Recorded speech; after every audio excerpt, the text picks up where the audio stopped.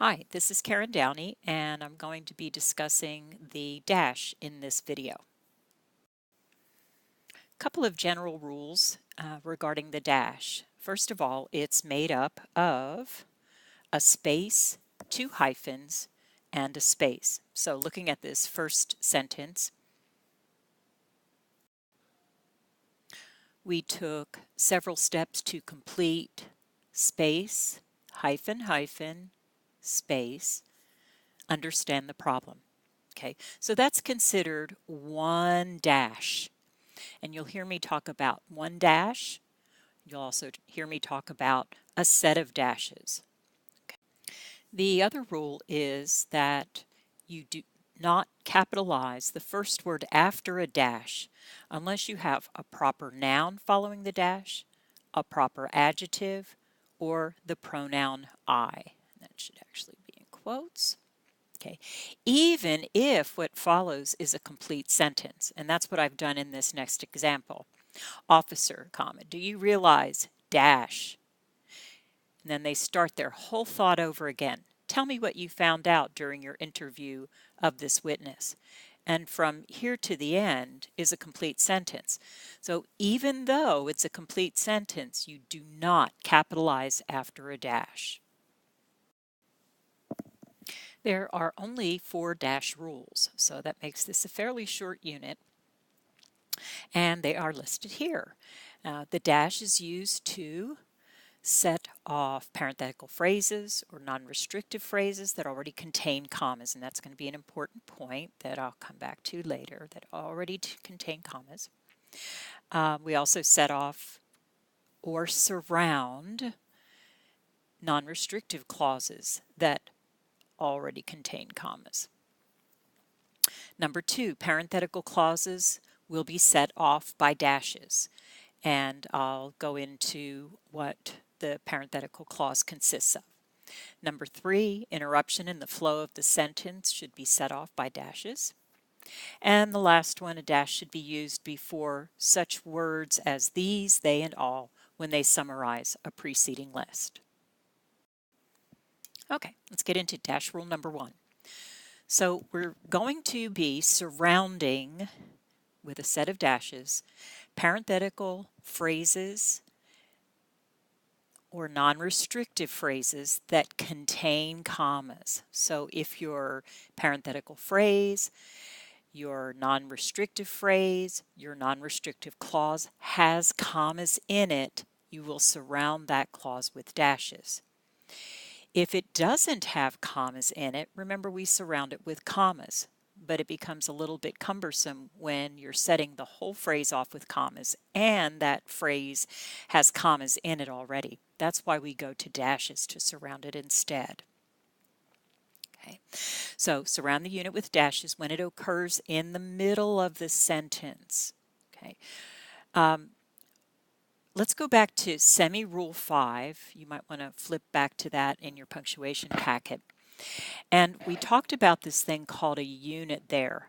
It consists of an introductory phrase and an explanation, an illustration, or listing of something that came before it in the sentence.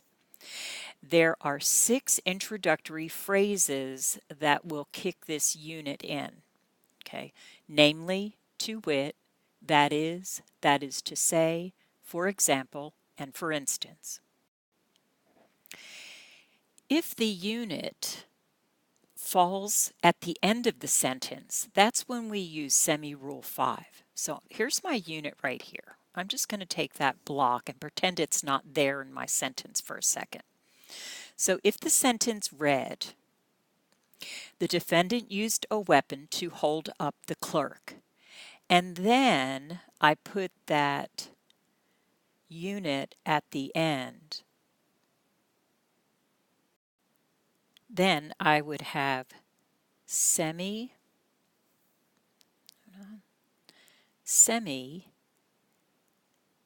that is comma a 45.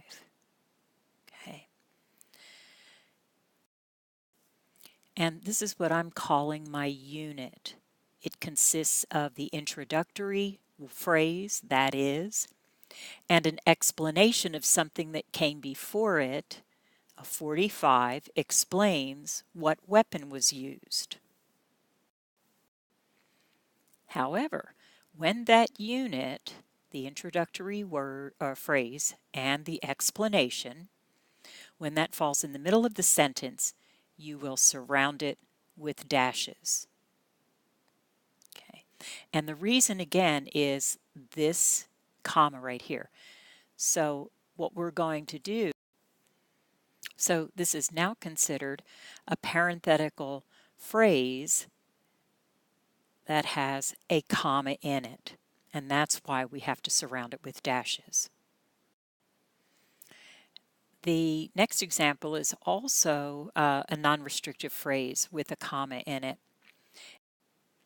Some of these phrases begin with including, as well as, in addition to, and together with. That's not all of the phrases that could conceivably start a non-restrictive phrase, but especially including, that's a pretty common one.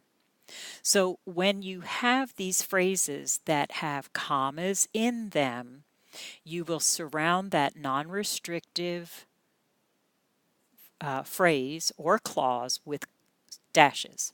Okay, so she purchased a number of items, dash, including pictures and picture frames, comma, nails, comma, and a glue gun to finish her project, dash, to finish her project.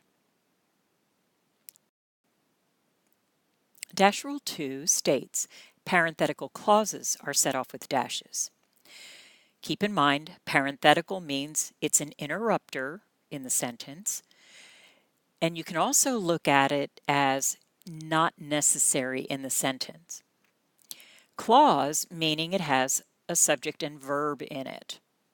So a couple of ways that this rule that uses dashes is different from Comma Rule 14, which also talks about parenthetical phrases are set off with commas.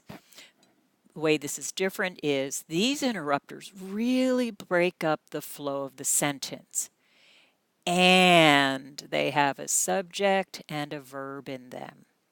So looking at this first example, we took the train, dash, and I don't know why, dash, from my house to hers.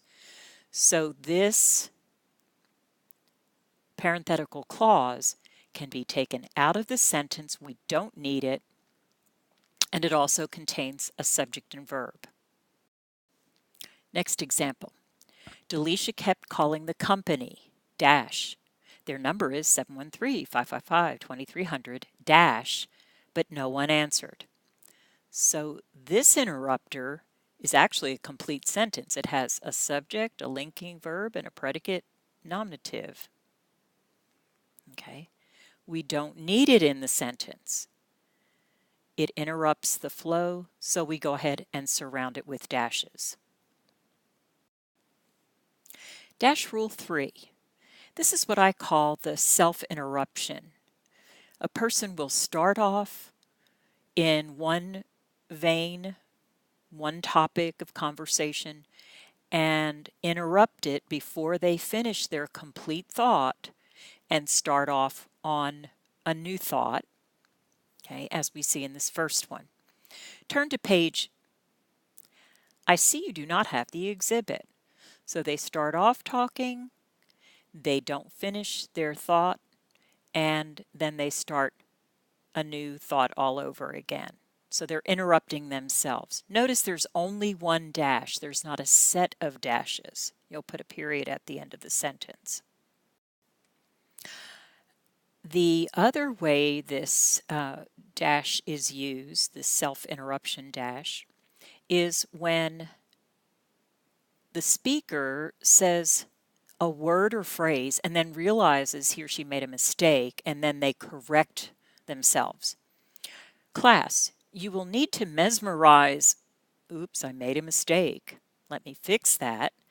Memorize the list of pronouns. Okay, so they said the wrong word. They interrupted themselves. That's where we would put the dash.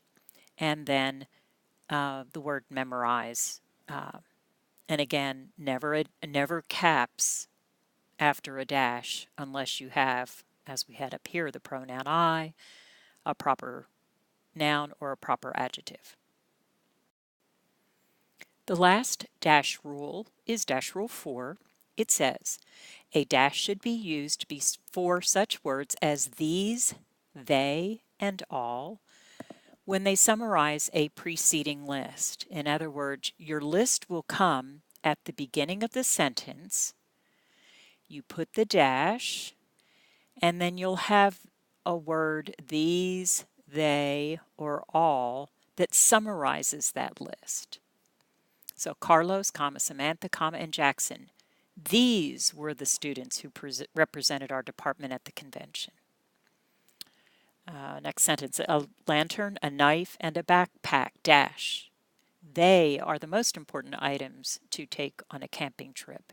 And you can almost hear the emphasis on that summary word, these, they, or all.